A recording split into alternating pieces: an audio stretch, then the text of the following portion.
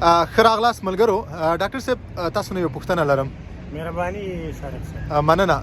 ولې زمونږ ارمانونه زمونږ هیلې او زمونږ نظامونه ړنګېږي؟ سارق صاحب که موږ د دې موضوع هغه اصل ریښو ته لاړ شو، یو حدیث شریف هم ده چې وای اعمالکم عمالکم، ستاسو عملونه په تاسو باندې واکمنان دي. دا خبره ممکن په ډېرو خلکو باندې ښه ونه لګېږي، خو موږ باور وکړئ ښه خلک نه یو. که موږ هغه خپلو فردي احساسات یا د موږ د خلکو هغه په اصطلاح د هغو اعمالو ته وګورو، نو خپله به پوه شو چې یاره موږ ډېر ښه خلک نه یو. زموږ د ځان اصلاح پکار ده تر څو موږ له دغه حالت نه راوځو. یعنې په دې حساب که تاسې دغه فردي ژوند ته د یو انسان وګورئ، د یو افغان هغه فردي احساسات مطالعه کوي، آیا موږ لوی نیت لرو؟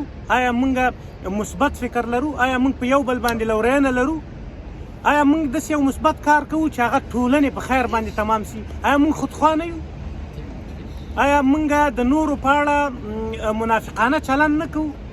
تر څو چې دغه شیان له خپلو ځانونه نه وي ورکړي او په شخصي ژوند کې ښه خلک نه شو، نه به د ښه نظام څښتنان شو، نه به د ښه وطن څښتنان شو، نه به نظامونه پایداره شي، نه به شخصي ژوند جوړ کړو او نه به ټولنیز ژوند جوړ کړو.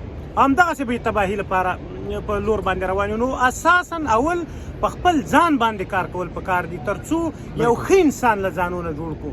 هغه حمزه بابا که چا یو ډېر ښه شعر ویلی وای، د مذهب دعوه دې پرېږده سړی خوره، ستا دعوه هلته صحیح ده چې انسان سي.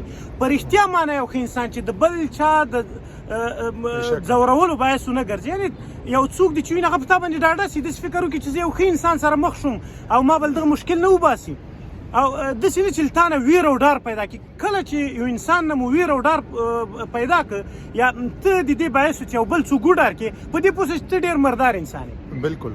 مننه. همدغومره مننه. کور دې وانه ډاکټر صاحب، خیر اوسه.